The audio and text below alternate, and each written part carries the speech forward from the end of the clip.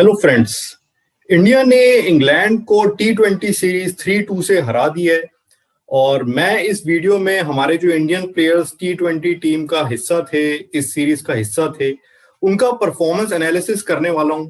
ये एक तरह से हमारे प्लेयर्स की रिपोर्ट कार्ड होगी और मैं उनको 10 में से मार्क्स दूंगा और साथ ही जिन प्लेयर्स को खेलने का मौका नहीं मिला उनको नो रेटिंग्स रहेगी, उनके लिए मार्क्स नहीं रहेगी। और मैं हमारे प्लेयर्स को 3 कैटेगरी में यहाँ पे डिवाइड करूंगा। पहली कैटेगरी होगी उन प्लेयर्स की जिन्होंने इस सीरीज से कुछ गेन किया, अपनी पोजीशन जो उनकी सीरीज से पहले थी और अब है, तो उसमें उन्होंने उस अपनी पोजीशन को स्ट्रॉन्ग किया। और दूसरी कैटेगरी होगी जिन्होंने अपनी पोजीशन थोड़ी सी लूज की, सीरीज स्टार्ट होने से पहले जो थी और जो सीरीज के बाद रही। और थर्ड कैटेगरी होगी उन खिलाड़ियों की जिनको इस सीरीज में कोई असर नहीं रहा उनकी पोजीशन में, तो जैसी वो सीरीज से पहले थी वैसी ही सीरीज के बाद है। और सो देखते हैं, हम सबसे पहले तो उन प्लेयर्स पे देखते हैं जिन्होंने इस सीरीज में गेन की, अपनी पोजीशन को स्ट्रॉन्ग किया। तो इसमें सबसे पहले आते हैं Virat Kohli. Virat Kohli man of the series रहे। उन्होंने सबसे ज्यादा रन मारे इस सीरीज में और 3 अच्छी हाफ सेंचुरीज भी मारी। तो सीरीज स्टार्ट होने से पहले ये कहा जा रहा था कि वो आउट ऑफ फॉर्म है, तो उन्होंने अपनी फॉर्म वापस दिखाया है कि वो अभी भी टॉप के प्लेयर है वर्ल्ड के।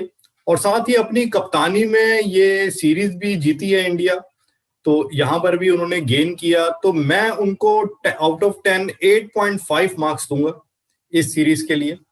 और इसमें दूसरे नंबर पे आते हैं हमारे वाइस कैप्टन रोहित शर्मा। रोहित शर्मा को 3 मैचेस ही खेलने का मौका मिला। इसमें वो पहले मैच में तो नहीं चले, वो थर्ड मैच था जिसमें उन्होंने पहला मैच अपना खेला था। बट फिर फोर्थ मैच में उन्होंने थोड़ी तेज स्टार्ट दी पर जल्दी आउट हो गए। पर जो फाइनल डिसाइडर था उसमें उन्होंने धमाकेदार पारी खेली और एक तरह से मेरे लिए तो वो मैन ऑफ द मैच थे उस आखिरी डिसाइडर मैच के। बहुत ही तेज पारी खेली और बहुत ही बढ़िया हाफ सेंचुरी मारी। और इसके अलावा उन्होंने अपना कैप्टनसी दिखाने का भी उनको मौका मिला। फोर्थ मैच में और फिफ्थ मैच में दोनों में विराट कोहली जो सेकंड इनिंग्स थी, जब फील्डिंग कर रहे थे तो आखिरी 6 ओवरों में बाहर चले गए थे और तब दोनों ही सिचुएशन में इंग्लैंड टफ फाइट दे रही थी। बट रोहित शर्मा के हाथ में कप्तानी आते ही चीजों ने बदला, चीजों में चेंजेस आए और पलड़ा जो इंग्लैंड का भारी चल रहा था वो इंडिया के फेवर में चला गया और इंडियन टीम जीत हासिल करने में सफल रही। तो यहाँ पे रोहित शर्मा की कैप्टनसी भी एक अच्छी देखने को मिली और कैप्टनसी में भी उन्होंने गेन किया। तो क्योंकि वो 3 में से 1 मैच में ही चले पर उन्होंने कैप्टनसी में भी अपना जौहर दिखाया, तो मैं रोहित शर्मा को दूंगा 7.5 आउट ऑफ 10। फिर तीसरे प्लेयर आते हैं जिन्होंने गेन किया इस सीरीज में, वो है श्रेयस अय्यर। श्रेयस अय्यर 5 मैच खेले, हालांकि उनको प्रॉपर बैटिंग का 3 मैच में ही मौका मिला। एक में उनकी बैटिंग नहीं आई जो लास्ट मैच था और एक में वो नेट आउट रहे थे, 8 रन नेट आउट। तो देखा जाए तो उनकी 3 मैचों में ही बैटिंग आई और इन 3 में से 2 मैचेस में उन्होंने बहुत अच्छा परफॉर्म किया। एक फेलियर हम उनका कह सकते हैं, एक में उन्होंने बहुत अच्छी हाफ सेंचुरी मारी और एक में 200 से भी ऊपर के स्ट्राइक रेट से उन्होंने 38 रन मारे। तो उन्होंने डेफिनेटली अपनी पोजीशन को कंसोलिडेट किया अपनी टी20 स्क्वाड में, टी20 प्लेइंग 11 में। तो मैं उनको दूंगा 8 आउट ऑफ 10। और फिर फोर्थ प्लेयर जिन्होंने अपनी टीम में जगह को स्ट्रॉन्ग किया है वो है सूर्य कुमार यादव, SKY स्काई। तो स्काई को 2 मैचेस में बैटिंग मिली और उन दोनों में ही कमाल की बैटिंग की स्काई ने। एक में जबरदस्त हाफ सेंचुरी मारी और एक में भी धुआंधार लगभग 185 के स्ट्राइक रेट से उन्होंने 32 रन मारे। और क्योंकि वो दोनों मैचेस में ही सफल रहे और स्ट्राइक रेट भी बहुत अच्छा था, रन भी मारे और टीम को जितवाने में हेल्प की उन्होंने, तो मेरे ख्याल से स्काई की परफॉर्मेंस तो परफेक्ट थी, कोई उनमें उसकी परफॉर्मेंस में फ्लॉ नहीं था। तो मैं स्काई को 10 आउट ऑफ 10 मार्क्स दूंगा इस सीरीज के लिए। और फिर प्लेयर आते हैं ईशान किशन। ईशान किशन को भी 2 मैचेस खेलने का मौका मिला। एक में उसने धुआंधार हाफ सेंचुरी मारी, अपना जलवा दिखाया। दूसरे में वो फेल रहा और पर अपनी टीम में जगह, उसने अपनी स्क्वाड में जगह जस्टिफाई की और दिखाया कि प्लेइंग 11 में मौका मिले तो वो एक खतरनाक खिलाड़ी साबित हो सकता है। तो मैं ईशान किशन को दूंगा मार्क 7.5 आउट ऑफ 10। फिर आते हैं जिन्होंने अपनी पोजीशन स्ट्रांग की इस प्लेइंग 11 में, इस स्क्वाड में, हार्दिक पांड्या। हार्दिक पांड्या शुरू में बैटिंग में इतना अच्छा कनेक्ट नहीं कर पा रहे थे बॉल को, पर बॉलिंग वो अच्छी कर रहे थे और हर मैच में उन्होंने अच्छी बॉलिंग की, 4-4 ओवर्स भी फेंके और दिखाया कि वो एक रेगुलर बॉलर का भी रोल अदा कर सकते हैं। और इसी वजह से टीम 5 बॉलर्स के साथ जा पाई और आखिरी मैच में उन्होंने अपनी बैटिंग का भी जलवा दिखाया। तो मैं हार्दिक पांड्या को दूंगा इस सीरीज के लिए 7.5 आउट ऑफ 10। और फिर जो प्लेयर जिसने अपनी पोजीशन स्ट्रांग की वो है ऑलराउंडर श्रद्धल ठाकुर। श्रद्धल ठाकुर का थोड़ा सा इकोनॉमी रेट जरूर ज्यादा रहा, बट उन्होंने क्रूशल विकेट्स निकाली और जहां पर बैटिंग का भी मौका मिला तो अच्छी यूजफुल कंट्रीब्यूशन दी। और उनके जो गेम चेंजिंग 2 ओवर्स भी थे चौथे मैच में भी और 5वें मैच में भी, तो वो भी बहुत क्रूशल थे। और श्रद्धल ठाकुर ने दिखाया कि कहीं पे जब बुमराह वापस आ जाएंगे तो मे बी तब उनको शायद प्लेइंग 11 में जगह ना भी मिले, बट अगर इंडिया थर्ड पेसर देखती है along with Bumrah and Bhuvneshwar Kumar और हार्दिक पांड्या भी होते हैं, तो फिर शायद श्रद्धल ठाकुर का ही नंबर रहेगा। तो यहाँ श्रद्धल ठाकुर ने डेफिनेटली जो बाकी पेसर्स थे उनको पीछे छोड़ा है और अपनी जगह टीम में स्ट्रांग की है। तो मैं श्रद्धल ठाकुर को दूंगा 8 आउट ऑफ 10। और फिर इस लिस्ट में आते हैं हमारे बॉलर भुवनेश्वर कुमार। पहले मैच में भुवनेश्वर कुमार थोड़े से ऑफ कलर दिखे, बट उसके बाद जैसे जैसे सीरीज आगे बढ़ी हर मैच में उनकी बॉलिंग की जो लय थी वो वापस आती दिखी। और चौथे और 5वें मैच में तो उन्होंने कमाल की बॉलिंग की। आखिरी मैच में तो वो मैन ऑफ द मैच रहे। 4 ओवर में सिर्फ उन्होंने 14 रन दिए और 2 विकेटें भी हासिल की और दिखाया कि वो अब अपनी पीक पे आ गए हैं। तो भुवनेश्वर कुमार को मैं दूंगा इस सीरीज के लिए 8.5 आउट ऑफ 10। सो एक बार हम फिर देख लेते हैं स्क्रीन पे भी कि वो कौन से प्लेयर्स हैं जिन्होंने इस सीरीज में गेन किया है।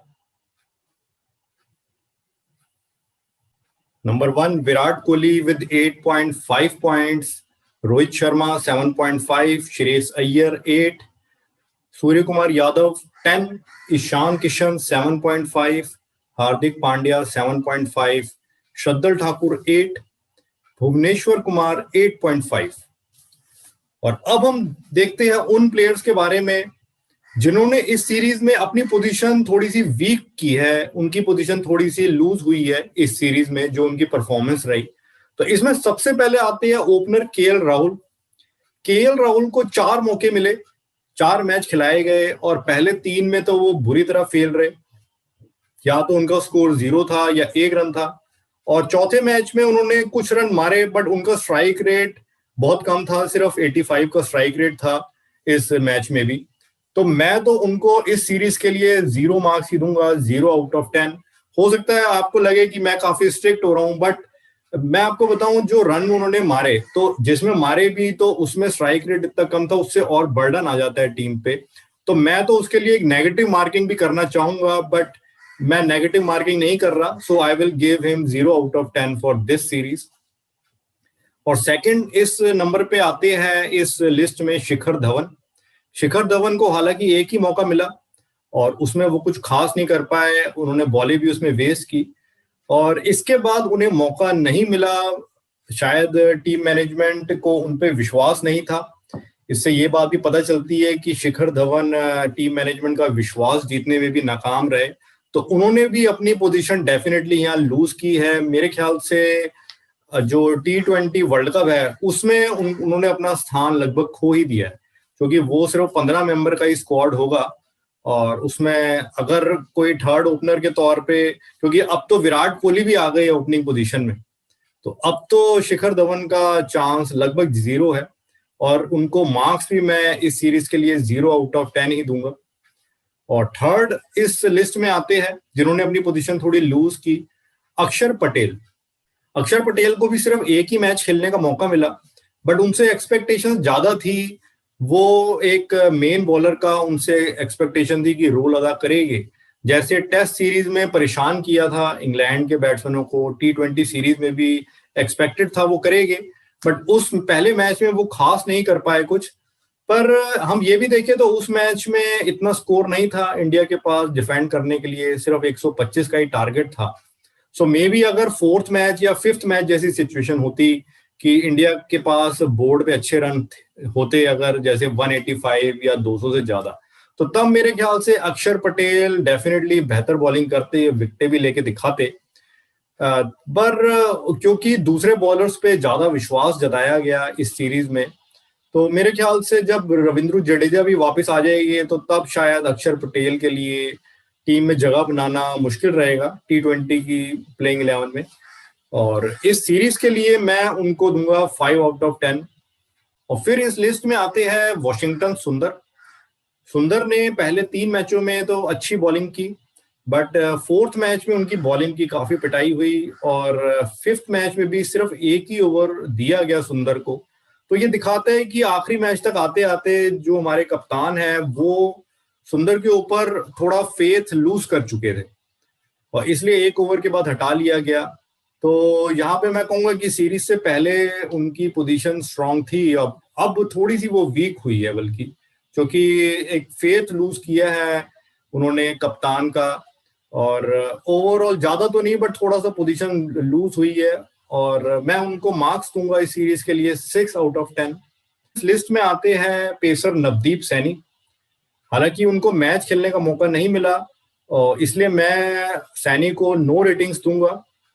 पर साथ ही हम देखें तो जो बाकी पेसर्स हैं वो कहीं पे उनसे आगे निकल गए हैं T20 में, जैसे श्रद्धल ठाकुर, टी नटराजन भी है, भुवनेश्वर कुमार है, और बुमराह वापस आएंगे, मोहम्मद शामी भी वापस जब आएंगे, तो मुझे नहीं लगता कि सैनी अब कम से कम इस साल T20 स्क्वाड में दोबारा अपनी जगह बना पाएंगे।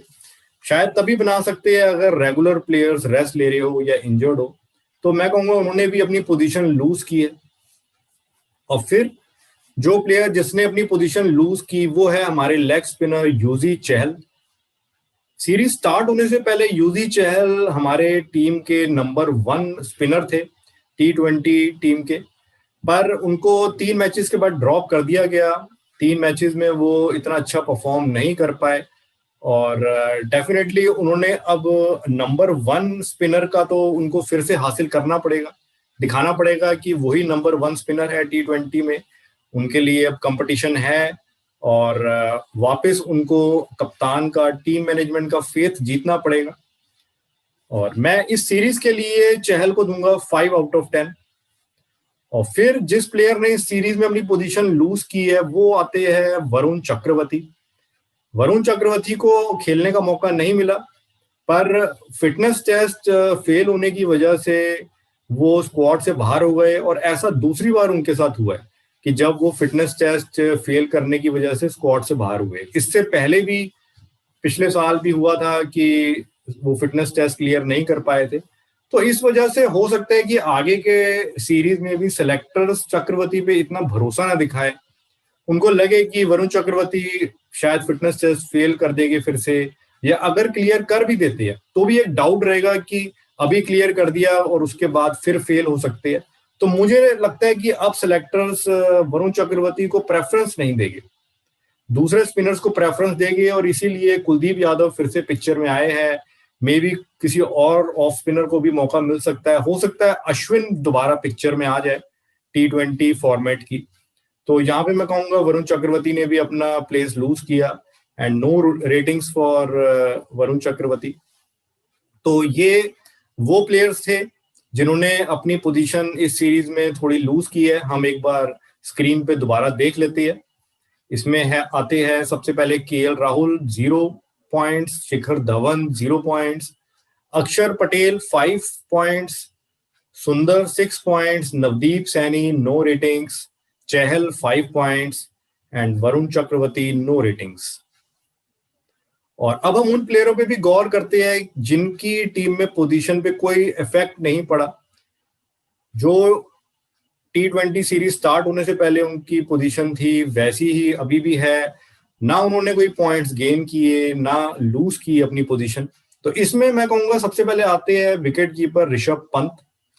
ऋषभ पंत से काफी एक्सपेक्टेशन थी क्योंकि वो टेस्ट सीरीज में अच्छा करके आ रहे थे और उनको चौथे नंबर पे प्रमोट किया गया। हर मैच में श्रेयस अय्यर से पहले बैटिंग करने का मौका मिला, पर मैं कहूंगा कि उन्होंने पूरा फायदा नहीं उठाया इस मौके का। एक मैच में ही वो थोड़ा एक अच्छे स्ट्राइक रेट से खेलते मुझे नजर आए, जिसमें उन्होंने 13 बॉलों पे 26 रन मारे। इसके अलावा उनका स्ट्राइक रेट मुझे कम लगा और वो कोई बड़ी इनिंग खेलने में भी नाकाम रहे। मैं कहूंगा उन्होंने वो फेल तो नहीं हुए इस सीरीज में, बट मैं उनको सफल भी नहीं मानूंगा, एक एवरेज परफॉर्मेंस रही। विकेट कीपर के तौर पे भी वो ठीक रहे और मुझे लगता है कि इन फ्यूचर उनका ईशान किशन से मुकाबला हो सकता है और साथ में श्रेयस अय्यर भी रहेंगे। तो इन तीनों में से कोई एक या दो ही प्लेइंग 11 में जगह बना पाएगी और इसलिए मैं कहूंगा कि ऋषभ पंत क्योंकि आगे नहीं निकल पाए और अपनी पोजीशन को स्ट्रांग नहीं कर पाए, तो मैं उनको इस सीरीज के लिए दूंगा 7 आउट ऑफ 10।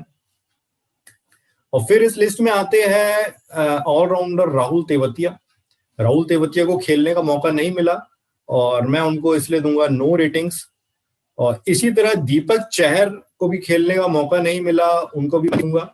इन दोनों प्लेयर्स की पोजीशन ना तो स्ट्रांग हुई ना वीक हुई। और फिर इस लिस्ट में हम डाल सकते हैं टी नटराजन को। टी नटराजन एक ही मैच में खेले और उसमें उनकी परफॉर्मेंस ठीक रही, एवरेज हम कह सकते हैं। 4 ओवर में 39 रन उन्होंने दिए थे, बट ये हाई स्कोरिंग मैच था। सो नटराजन को मैं दूंगा 5 आउट ऑफ 10। और अब लास्ट प्लेयर इस लिस्ट में आते हैं लेग स्पिनर राहुल चहर। राहुल चहर को भी आखिरी 2 मैच खेलने का मौका मिला।